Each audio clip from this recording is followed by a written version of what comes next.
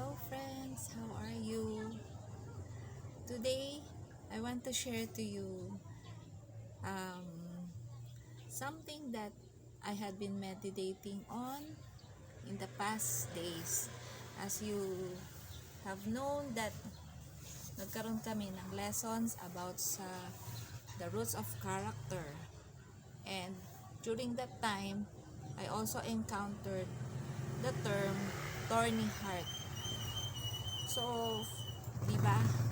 When you say thorny hearts, at first na narinig ko siya, I don't really understand it. So, ang una-una ko syempre ginawa is I know there's some term thorny heart in the Bible, but I just want to be sure, di ba? So, when I look it up, I went to the parable of the sower. So, dito sa Mark 4, verse 18, dito ine-explain yung thorny heart. Sabi dito, sa Mark 4, verse 18, other people are like the seeds sown among the thorn bushes. These are the ones who hear the message, but the worries about this life, the love for riches, and all other kinds of desires crowd in and choke the message, and they don't bear fruit. So sabi ko, wow, di ba parang such a reality, right? So, hindi doon natapos nung na-reveal sa akin yung term na yon. Yun yung di ba, we are commanded to meditate on the word. So, hindi lang natin siya naririnig tapos wala na, di ba? How can the word come alive to us is when we meditate it. And how do we meditate it? We go back and we think about the parts of the verses. So sabi dito, ang pinaka nag-struck sa akin dito is other people are like seeds. Are like the seeds sown among the thorn bushes.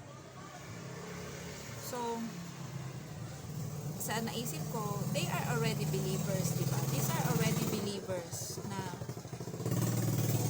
yes, we have heard the word, we are in the word, we are going to church, pero yung word na yon, kahit na na-receive natin, naka-crowd out siya nung mga ilagay niya dito is worries about this life, diba?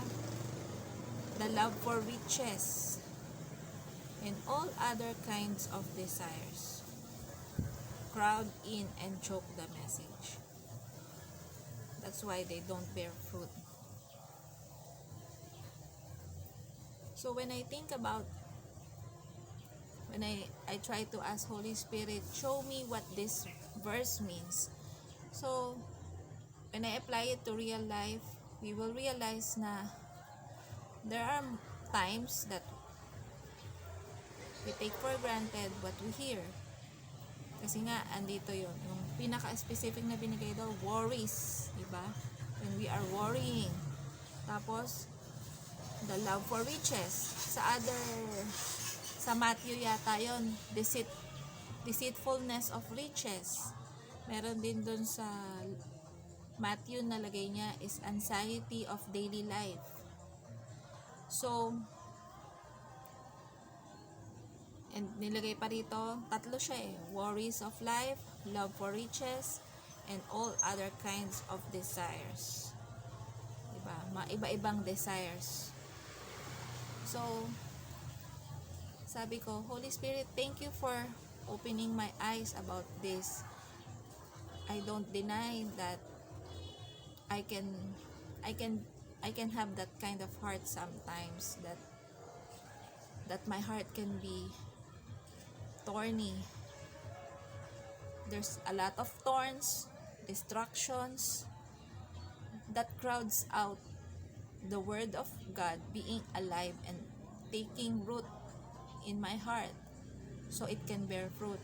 So I ask you, Holy Spirit, take out those thorns that are not supposed to be there, so that my heart can be a good soil, so I can bear fruit. So, and every day na lumalabas ako dun sa bahay namin, nakikita ko pa yung rice field. During that, I am meditating on this, and it keeps on reminding me that your harvest is coming. Kasi ang kasunod ng verse doon is, but other people are like seeds sown in good soil. They hear the message, accept it, and bear fruit. Psalm 30, Psalm 60, and Psalm 100. So, even though, the condition of my heart,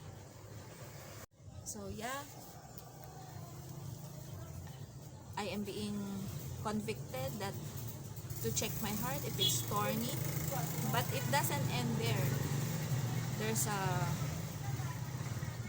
next stage where we can be that good soil and have that harvest, right? So we don't stop when we see that the word is saying these things na parang we should not feel condemned, right? Because the word of God is written for correction, instruction, and ultimately to guide us, right? Kaya I'm so thankful that I was able to be aware of this passage in the Bible. So I hope this helps you, and also try to check our hearts, our motives, so that we can bear fruit. That's all. Thank you for listening. Bye.